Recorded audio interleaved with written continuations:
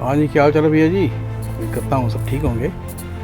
तो भैया एक बात तो अभी तक ये किसी की समझ में नहीं आई कि ये डोनाल्ड ट्रम्प ने पलटी मारी है इंडिया में, इंडिया के बारे में। वो हुआ एक्चुअल में क्या है, किसी के समझ में अब तक बात नहीं आई। चलो जो होता है कहते हैं ना अच्छे के लिए होता है, तो बढ़िया है, इसमें भी कोई हो सकता है अमेरिका के लिए भलाई हो या इंडिया के लिए भलाई हो, लेकिन इन दोनों के लिए भलाई हो चाहे ना हो, लेकिन पाकिस्तान के लिए इसमें भलाई है। पाकिस्तान के लिए इसमें एक अच्छी न्यूज़ है भाई साहब। आपकी नज़दीकियाँ फिर दोबारा से बढ़ गई हैं, पहले भी थी, बीच में खटास आई और फिर बढ़ गई।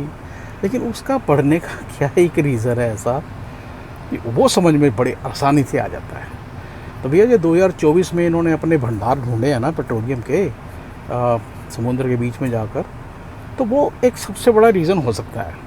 अब वो रिज़र्व कितने हैं अब ये किसी को पता नहीं है। बताया गया कि रिज़र्व हैं, इतने रिज़र्व्स हैं कि पाकिस्तान का जो फेस है वो बदल सकता है, लेकिन क्वांटिटी क्या है अभी तक किसी को नहीं पता है। तो हो सकता है इनको पता हो भाई, क्योंकि of course they have a better truth than anyone else in the world, so they might know that. And if they know that, and that's the reason they're giving Pakistan a favor. Dude, you need to be aware of it.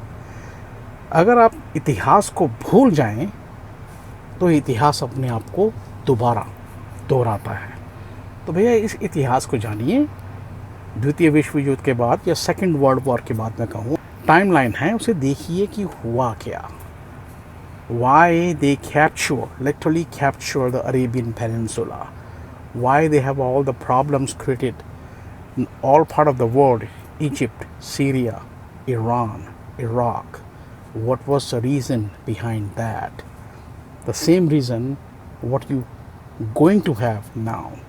तो इस चीज़ को अगर आप आंखें बंद करके भूलना चाहें तो भैया इसमें आपकी क्या कहेंगे भैया, समझदारी है कि बेवकूफ़ी है, तो आप खुद बताएं।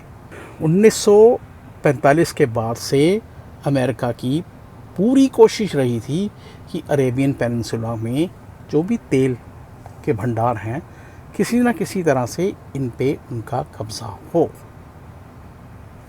अमेरिका कभी भी किसी भी कंट्री को कॉलोनाइज नहीं करना चाहता था, क्योंकि कॉलोनी के थे वो अगेंस्ट थे। इसलिए ब्रिटिश और फ्रेंच ने अपने सारे जो बस्ते समेटे हैं 1945 के बाद, वो बहुत बड़ा रीज़न था। नहीं तो भैया आज वो वहीं बैठे होते। ये जो आज़ादियाँ हमें मिली है ना, हमने ली नहीं है, वो खुद देखे गए हैं हमको।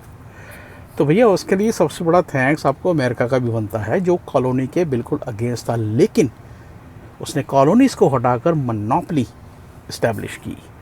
के हिसाब से दैट्स अ स्मार्ट आइडिया कि किसी कंट्री में छोटे से ग्रुप को कंट्रोल करो जो पूरी कंट्री को कंट्रोल करे। That is a key, that actually is a better key than divide and conquer, and they are very successful in this one, very successful. और सबसे बड़ा एग्जांपल है उसका सऊदी अरेबिया।